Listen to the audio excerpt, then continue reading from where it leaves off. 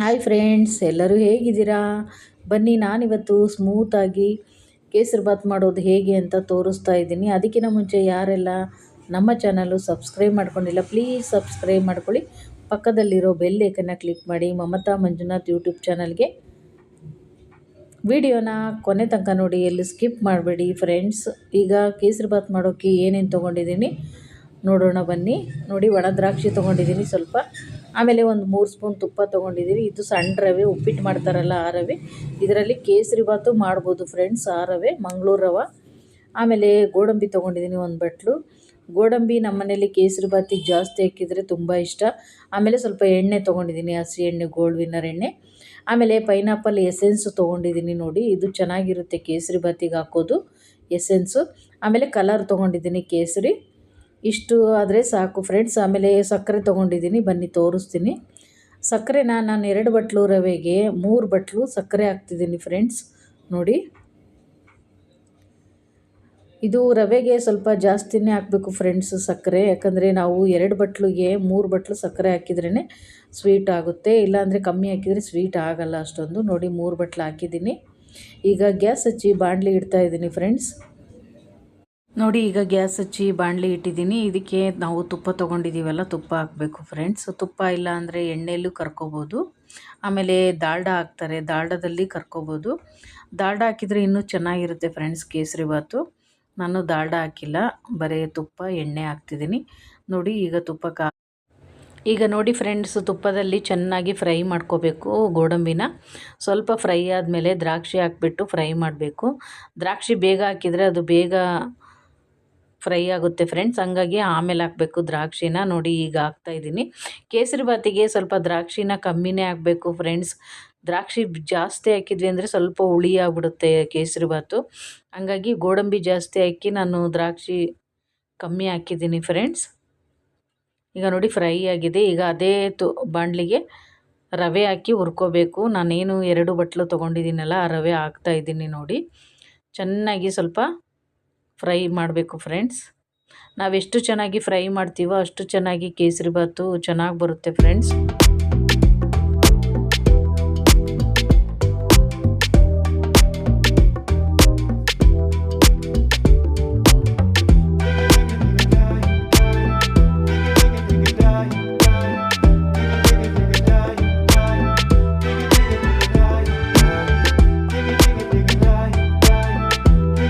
ಈಗ ಚೆನ್ನಾಗಿ fry ಮಾಡಿದ್ದಾಯಿತು friends. ಈಗ ನೋಡಿ, ಅದೇ ಬಾಣಲಿಗೆ ನಾನು 2 ಬಟ್ಲು ರವೆಗೆ 8 ಬಟ್ಲು ನೀರು ಹಾಕ್ತಿದ್ದೀನಿ ಫ್ರೆಂಡ್ಸ್.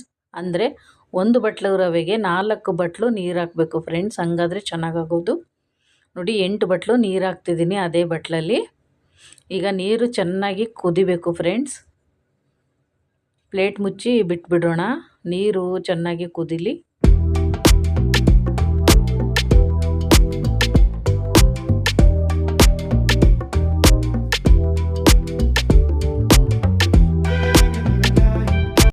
ಈಗ ನೋಡಿ ಫ್ರೆಂಡ್ಸ್, ನೀರು ಕುದೀತಾ ಇದೆ. ಈಗ ಇದಕ್ಕೆ ನಾನು ಕಲರ್ ಹಾಕ್ತಾಯಿದ್ದೀನಿ. ತೊಗೊಂಡಿದ್ನಲ್ಲ ಕೇಸರಿ ಕಲರು, ಇದನ್ನು ಹಾಕ್ತಾಯಿದ್ದೀನಿ. ನೋಡಿ, ಯಾಕಂದರೆ ಕೇಸರಿಬಾತು ಕಲರ್ ಇದ್ದರೆ ಚೆನ್ನಾಗಿ ಕಾಣುತ್ತೆ ಅಲ್ವಾ. ನೋಡಿ, ಹಾಕ್ತಾಯಿದ್ದೀನಿ. ಆಮೇಲೆ ನೆಕ್ಸ್ಟು ಇದಕ್ಕೆ ನಾನು ಪೈನಾಪಲ್ ಎಸೆನ್ಸು ತೊಗೊಂಡಿದ್ನಲ್ಲ, ಅದನ್ನು ಹಾಕ್ತಾಯಿದ್ದೀನಿ ಫ್ರೆಂಡ್ಸ್. ಅದು ಒಂದು 3 ಡ್ರಾಪ್ ಹಾಕಿದರೆ ತುಂಬ ಸೂಪರಾಗಿರುತ್ತೆ ಸ್ಮೆಲ್ಲು. ಕೇಸರಿಬಾತಿಗೆ ಇದು ಮೇನು ಫ್ರೆಂಡ್ಸ್. ಆಮೇಲೆ ಸ್ವಲ್ಪ ಒಂದು ಚಿಟಿಕೆ ಉಪ್ಪು ಹಾಕ್ತಿದ್ದೀನಿ, ಯಾಕಂದರೆ ಯಾವುದೇ ಸ್ವೀಟಿಗೂ ಉಪ್ಪು ಹಾಕಿದರೆ ಸ್ವಲ್ಪ ಚೆನ್ನಾಗಿರುತ್ತೆ. ಆಮೇಲೆ ಎಣ್ಣೆ ತೊಗೊಂಡಿದ್ನಲ್ಲ, ಅದನ್ನೇ ಹಾಕ್ತಾಯಿದ್ದೀನಿ. ನೋಡಿ, ಎಣ್ಣೆ. ಆಮೇಲೆ ಈಗ ರವೆ ತೊಗೊಂಡು ಹಾಕಿ ಚೆನ್ನಾಗಿ ಮಿಕ್ಸ್ ಮಾಡಬೇಕು ಫ್ರೆಂಡ್ಸ್. ಸ್ವಲ್ಪನೇ ಹಾಕಿ ಮಿಕ್ಸ್ ಮಾಡಬೇಕು, ಯಾಕಂದರೆ ಒಂದೇ ಸಲ ಹಾಕಿದರೆ ಗಂಟು ಬೀಳೋ ಚಾನ್ಸಸ್ ಇರುತ್ತೆ. ಹಂಗಾಗಿ ನಿಧಾನಕ್ಕೆ ನಾನು ಮಿಕ್ಸ್ ಮಾಡ್ತಾ ಇದ್ದೀನಿ ರವೆ ಹಾಕ್ಕೊಂಡು. ನಮ್ಮ ಮನೆಯವರು ವಿಡಿಯೋ ಮಾಡ್ತಿದ್ದಾರೆ ನೋಡಿ. ನಿಧಾನಕ್ಕೆ ಹಾಕ್ಕೊಂಡು ಮಿಕ್ಸ್ ಮಾಡಬೇಕು, ಇಲ್ಲಾಂದರೆ ಗಂಟು ಬಿದ್ದರೆ ಸರಿ ಹೋಗಲ್ಲ.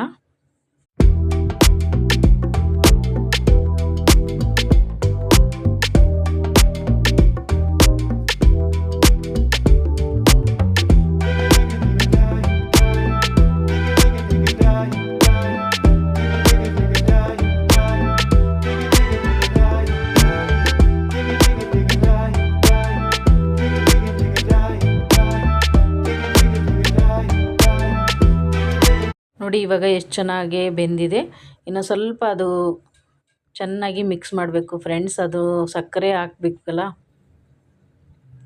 ನೋಡಿ ಈಗ ದ್ರಾಕ್ಷಿ ಗೋಡಂಬಿ ಹಾಕ್ತಾ ಇದ್ದೀನಿ ಫ್ರೆಂಡ್ಸ್. ಈಗ ಇದಕ್ಕೆ ನಾವು ಸಕ್ಕರೆ ಹಾಕಬೇಕು. ಸ್ವಲ್ಪ ರವೆ ಬೆಂದ ಮೇಲೆ ನಾವು ಸಕ್ಕರೆ ಹಾಕಬೇಕು ಫ್ರೆಂಡ್ಸ್. ಬೇಗನೆ ಹಾಕಿದರೆ ಸಕ್ಕರೆ ಬೇಗ ಕರಗಿ ಎಳೆ ಪಾಕ ಬಂದುಬಿಡುತ್ತೆ. ಹಂಗಾಗಿ ನೋಡಿ ಈಗ ಸಕ್ಕರೆ ಹಾಕ್ತಾಯಿದ್ದೀನಿ. ರವೆ ಒಂದು ಮುಕ್ಕಾಲು ಭಾಗ ಬೆಂದ ಮೇಲೆ ನಾವು ಸಕ್ಕರೆ ಹಾಕಬೇಕು. ನಾನು ತೊಗೊಂಡಿದ್ನೆಲ್ಲ ಅಷ್ಟು ಸಕ್ಕರೆ ಹಾಕ್ತಾಯಿದ್ದೀನಿ. ಈಗ ಚೆನ್ನಾಗಿ ಮಿಕ್ಸ್ ಮಾಡಬೇಕು ಫ್ರೆಂಡ್ಸ್. ಸಕ್ಕರೆ ಕರಗೋವಷ್ಟು, ಸಕ್ಕರೆ ಎಲ್ಲ ಕರಗೋವರೆಗೂ ನಾವು ಮಿಕ್ಸ್ ಮಾಡ್ತಾನೆ ಇರಬೇಕು.